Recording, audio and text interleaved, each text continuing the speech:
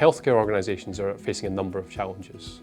That could be ageing infrastructure, lack of investment in technology, budget cuts. How do they do more with less?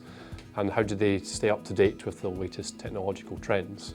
They have to balance that against providing a great patient and staff experience as well.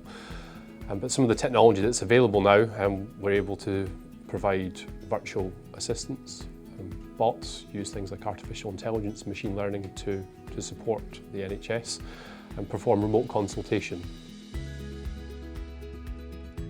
If you look at our historical organisations pre-merger, IT was one of the biggest frustrations, the time it takes for a PC to boot up, the fact that now we're a multi-site organisation, they couldn't access the systems, and so IT really looked at ways under the Time Matters agenda that every project we implemented dovetailed back to the trust philosophy.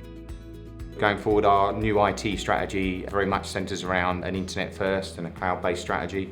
Obviously, being two former legacy organisations, we've got our own data centres on both sites. But whenever we tender for any solution now, we insist on looking at a cloud-based strategy. We've already moved one of our major clinical systems into Azure. You get the level of resilience and business continuity that we couldn't do out of our own data centre environments. Many trusts across the UK are already using Azure, and with a lot of the recent mergers within the healthcare space, they're finding that it's a lot more beneficial to go to Azure rather than creating more on-premise infrastructure. Azure can solve a lot of the NHS's challenges. At Phoenix, we've seen NHS trusts working with us to understand how they can migrate workloads to Azure.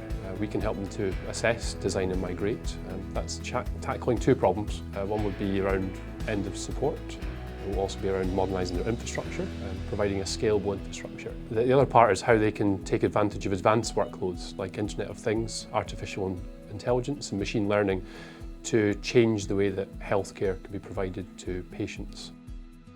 Everybody wants to work on Azure, everybody wants to work on the new platforms because it's fast, it's exciting, there's a pace of change in IT that we haven't seen in our careers before.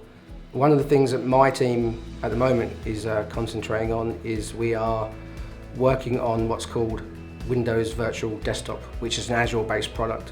To my knowledge, we're the first trust to work on that, and the idea is that we can retire our remote working solutions and eventually migrate to a platform that allows our staff to work remotely as if they were in the trust.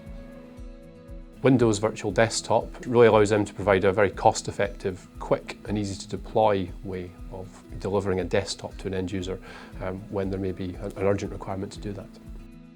The benefits to IT and to the staff are obviously increased availability, scalability, resilience, and obviously without our Azure presence we wouldn't even be able to work on exciting projects like Windows Virtual Desktop. What Azure means to ESNEFT and hashtag Time Matters is twofold. One is really around using something like Microsoft Teams to help them work remotely, to do virtual consultation potentially, and collaborate better.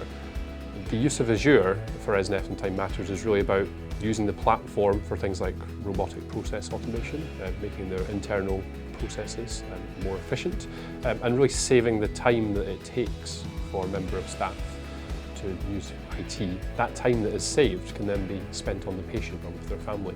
So by using Azure as a platform, we're able to modernise and transform the way that ESNEFT is operating for the benefit of staff and their patients.